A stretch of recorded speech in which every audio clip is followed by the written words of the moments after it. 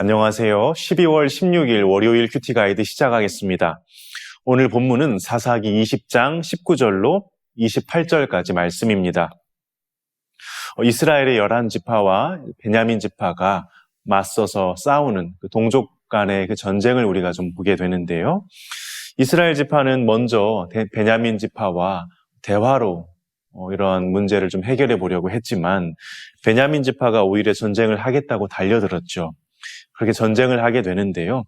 본문 앞 18절에 보면 이스라엘은 베델로 올라가서 하나님께 어느 지파가 먼저 올라갈 것인지를 묻습니다. 그런데 18절의 이 질문이 자연스러워 보이지만 사실 옳은 질문은 아닙니다. 이스라엘은 어느 지파가 먼저 올라갈까요? 어느 지파가 선봉에 설까요? 이것을 물었습니다. 사실 그에 앞서서 하나님께 하나님이 전쟁을 우리가 해야 됩니까? 하지 않아야 됩니까? 우리가 이 베냐민을 치러 올라가야 되겠습니까? 아니면 멈춰야 되겠습니까? 이것을 먼저 물었어야 합니다. 그런데 이미 치러 가는 걸, 전쟁을 하는 걸 결정을 해두고 누가 먼저 올라갈까요? 이걸 묻고 있는 겁니다. 이 전쟁은 시작부터 이스라엘 백성들이 결정한 전쟁이지 하나님께서 결정하신 게 아닙니다. 그 전쟁의 진행과 결과가 어떻게 되는지 오늘 본문을 통해서 함께 살펴보겠습니다. 관찰 질문 1번입니다. 베냐민 자손과 이스라엘 자손의 첫 싸움의 결과는 어떻습니까? 베냐민 사람들이 기브아에서 나와 이스라엘 군인 2만 2천 명을 쓰러뜨렸습니다. 이스라엘 연합군이 대략 한 40만 명 정도 됐거든요. 베냐민 군이 2만 7천 명 정도 됐습니다. 베냐민 군이 승리를 거뒀습니다. 2번입니다. 이스라엘 자손은 하나님께 무엇을 묻습니까? 베냐민 지파에게 패한 이스라엘은 겨우 전세를 가다듬었고 다시 하나님 앞에 올라가 통곡하며 여쭙죠.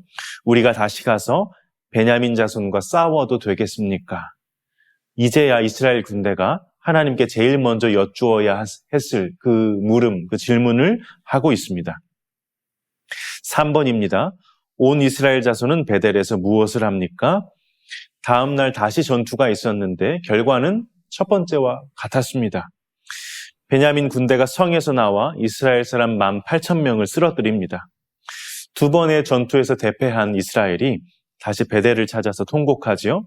이번에는 금식을 하면서 화목제와 번제도 드렸습니다. 연구와 묵상 4번입니다. 하나님께 제사를 드리고 나서야 이스라엘 자손에게 승리를 약속하신 이유가 무엇인지 묵상해 봅시다. 이 사태가 심각해지면서 이들도 심각하게 자신의 죄를 돌아보게 되었습니다.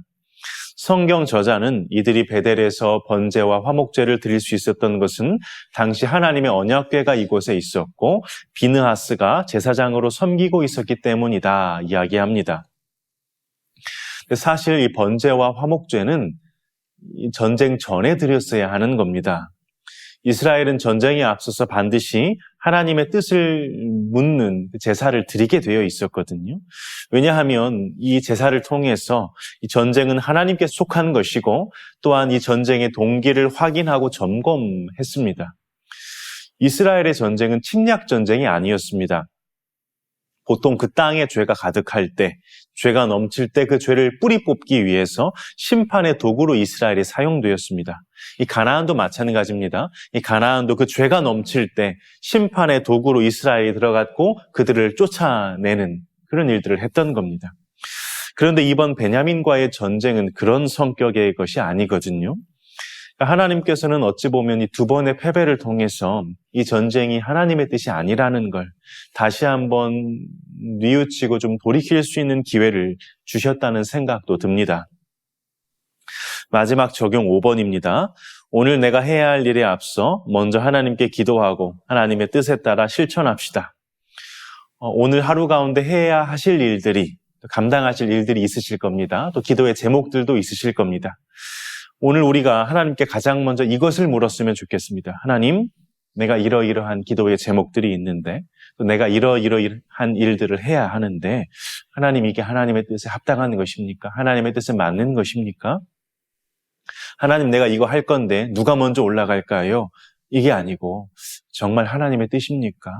하나님의 뜻을 오늘도 가르쳐 주시고 제 욕심이라면 멈추게 해주시고 하나님의 뜻에 순종하게 해주십시오. 우리가 먼저 이렇게 구할 수 있기를 소망합니다.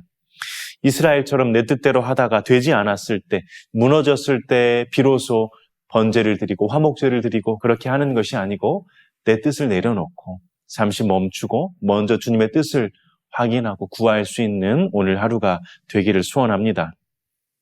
이 기도는 내 뜻을 하나님에게 관철시키는 게 아니고 하나님의 뜻이 나의 뜻이 되도록 하는 것, 그게 기도의 과정이요 전부 아니겠습니까?